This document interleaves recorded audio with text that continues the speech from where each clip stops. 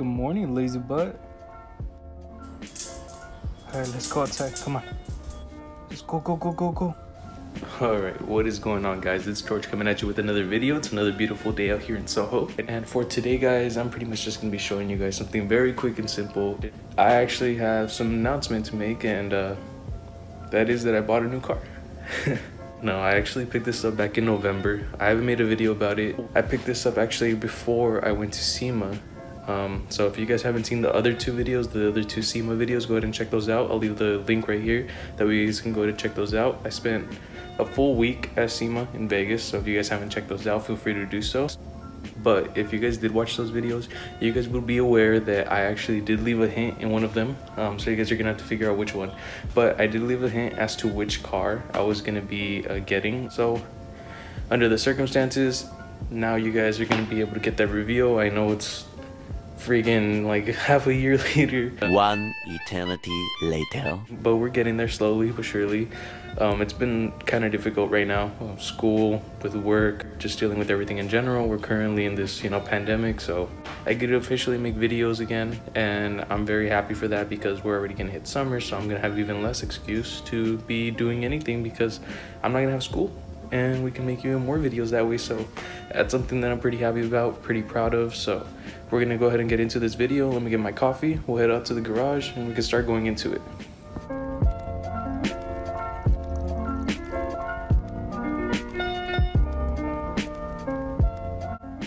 Then what y'all know about that Nescafe, fool? That Nescafe. You guys didn't know I actually did go to Harvard? Check your facts. Oh, just like grandma used to make. Let's go, grandma. Let's go, grandma. Well, without any further ado, guys, here she is. Oh, what the hell is that? Man, what the hell? Who did this? Danger. Hold on, guys. Give me a sec. Let me try and get it off. Man, come on.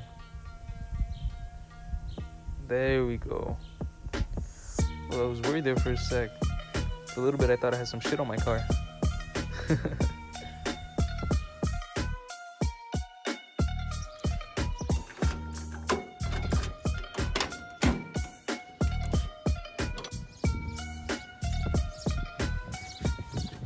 Well, guys, this is my 1976 Datsun 280Z, and you can probably tell from the smile on my face, I'm very happy with this car.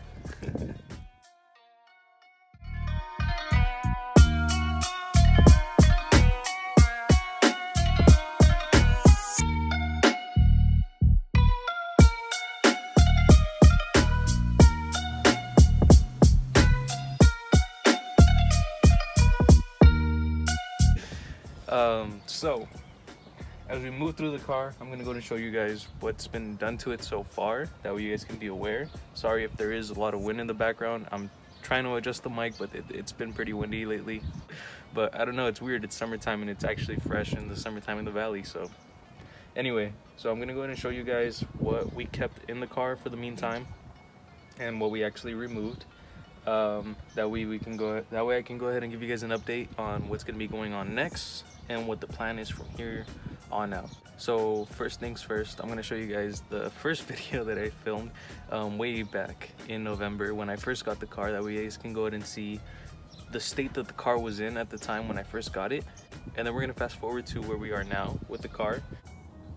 So that is the interior, as you guys can see. Honestly, it's not that bad. I've actually pulled that out where the carpeting's out there. On the inside, it's just really dirty, but when we picked it up, this key is actually an issue. It's been stuck in the ignition. So we've been messing with the ignition switch, which we can turn the car on just using the ignition switch. But without this cylinder where the key is actually put into, panels on the side have these holes in them, if you guys notice, and the holes were basically put for the old sound system that was in here. You put in this Pioneer, and he does have two amps in the back. You can see back there, even the carpeting back there is really like clean.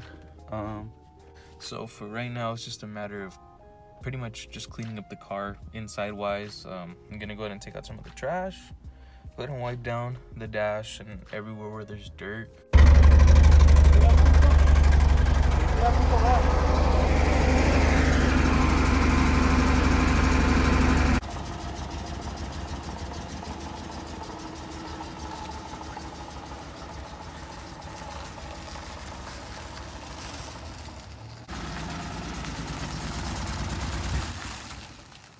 Alright, you guys back.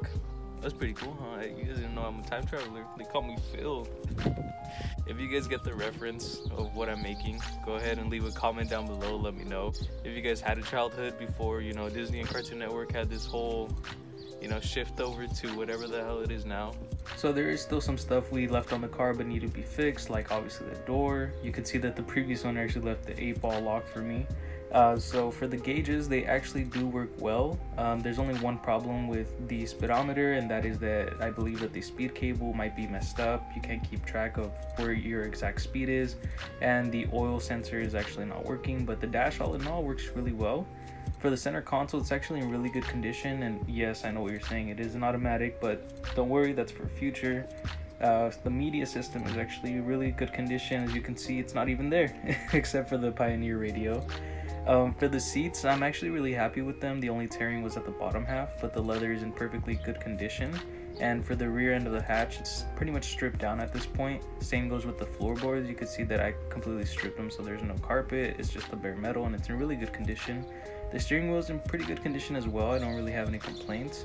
There's only really complaint here with this dent from a previous accident, and here with the rust. It looks like this is the only spot that actually has rust in it. The rear taillights and the panel, the bezel, are actually in really good condition, but I actually removed the bezel to get it repainted. But the exterior paint, you could see, is in pretty rough condition, but that's for the future as well. So the motor inside of the car is actually the original 2.8 liter, the 6-cylinder that came from factory. And that's actually something that I'm pretty appreciative of. Most of these cars nowadays end up getting swaps to either LS or V8. Some do RV swaps. And doing a swap may be something that we might consider for the future, but for right now, I'm actually really happy with the motor. And it actually has this older oil cap, which I thought was pretty cool. I just wanted to toss that in there for you guys to see. The wiring on the car obviously isn't going to be the best. It is an older car. It's a car from the 70s, and I know with the Z's at least, the electrical on this was it just sucks to deal with in general. But I can't complain because everything is functioning properly, so I am happy about that. The hood on the car actually does open up in reverse. So this is a common trend for the older cars like E30s, if you're familiar with. The hood actually opens up in reverse. And then for the hood paint, you can tell that there are some patches that I've actually had to go ahead and sand down. There was a lot of surface rust on these particular areas. I just wanted to make sure that they weren't just surface rust and not something that was actually, you know, embedded into the actual metal. And I actually took off the front bumper and the front balance just to make it easier to do some work on the car, like working on the radiator and when I go ahead and do that. For the wheels, they actually come with these aftermarket Western turbine wheels, which I was actually really happy with. I thought they were pretty cool. It's not the ones that I want to end up with the car officially, and I actually added these cheap little mirrors. They look pretty cool, but the car didn't have any mirrors when I got it, so I added these in the meantime. Alright guys, so as you guys can tell, this is my 1976 Datsun 280Z.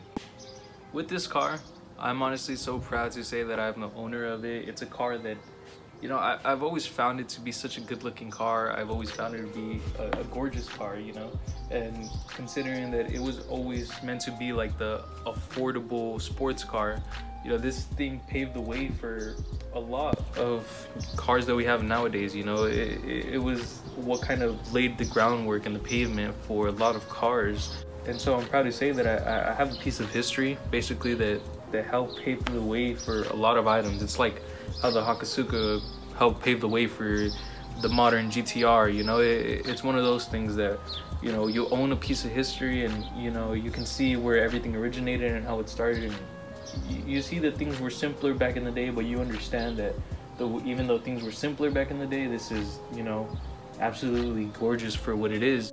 For me, at least, my first introduction to the Z was, if you guys have ever seen that old anime, and I'm not talking about Initial D.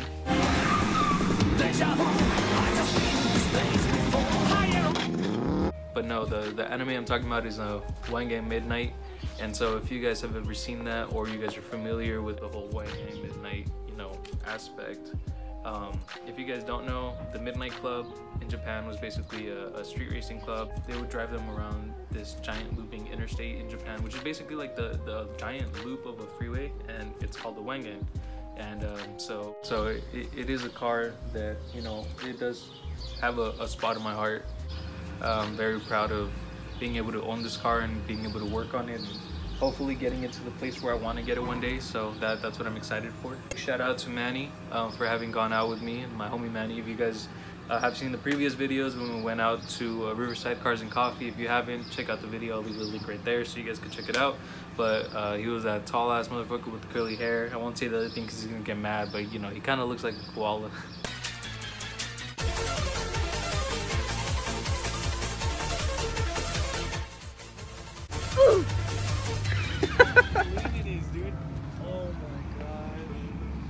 So I just decided to go ahead and end the video in my room. And the best way that I figured I could end it was to go ahead and show you guys a quick list of what I have for the car. That's pretty much going to be the checkoff list and pretty much what I know needs to get done for the car. So we're going to go ahead and head over, look at the board. That way I can show you guys what the plan is and basically what my kind of title for this project is going to be. So basically the idea of the concept title, or you know, what I plan on calling the car, is probably going to be Project Z, but kind of Reptar, if you guys kind of get the reference. GTRs have always been referred to as Godzilla, so I thought, you know, Project Z being a baby Z, the Z's have always kind of been like baby Z's. It's kind of funny. So Reptar, if you guys have a good childhood, you guys would also know what I'm talking about with that, but that's besides the point. Here is the to-do list basically. So that does include refurbishing the fuel rail, that way we can get it working properly, make sure it's not clogged, doing a full system flush. That does include the radiator, the brake fluid, the differential fluid, and the transmission fluid as well. So we're going to be getting all of that done. We are going to be getting a new radiator. Along with the radiator, I actually have to get a replacement water pump. There is a leak there, and I'm just assuming that it's going to be the gasket on its own. So might as well just replace the pump while we're at it, that way we don't have any failures in the future. Once we get all of that done, we are going to be replacing the header. I did order a new one, so that may be going on, but it might not. It depends when we cross that path, depending on what I decide. We do need to clean the injectors to make sure that they're all working properly and make sure none of them are clogged as well. We're going to clean the intake manifold, and then we're going to be getting new brakes and brake lines. We're going to be upgrading those as well as best we can. New gauges for wherever necessary, that way we don't have any leaks or any issues in the future. Same goes for fixing any gauges that might be having any issues, like in this case the speedometer and the oil sender. On this end, we do have to realign the steering rack, so that's something that we're going to get there once we cross the path. It's not something immediately important, but you know, it's something that I would like to get done. Obviously, we already talked about replacing the water pump. And once all of this is pretty much done, the car will be in a much better standing position, more than it already is now. And all that will be left to do is make Project Reptar or Project Z look clean.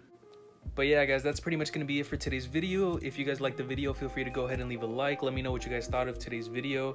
Did you guys like the idea of working on the Z as a project car? For me personally, I'm really excited for it, and I hope you guys are too, because it's going to be a new car that we're going to be introducing, and you know, it's going to be allowing us to expand further in the automotive knowledge. So that's kind of the goal with this, so that I'm pretty excited for that. If you guys aren't already, feel free to go ahead and subscribe. I know that we've been growing little by little, and I appreciate every one of you guys, so thank you for everything that you guys have been supporting me in, and I'm just glad to be able to say that, you know, we can continue growing, and thank you guys for supporting the channel as much as you guys do. But aside from that, that's gonna be the end of today's video. I hope you guys did enjoy, and I'll go ahead and catch you guys next time. And as always, it's a beautiful day out here in Soho, so catch you guys in the next video. Later.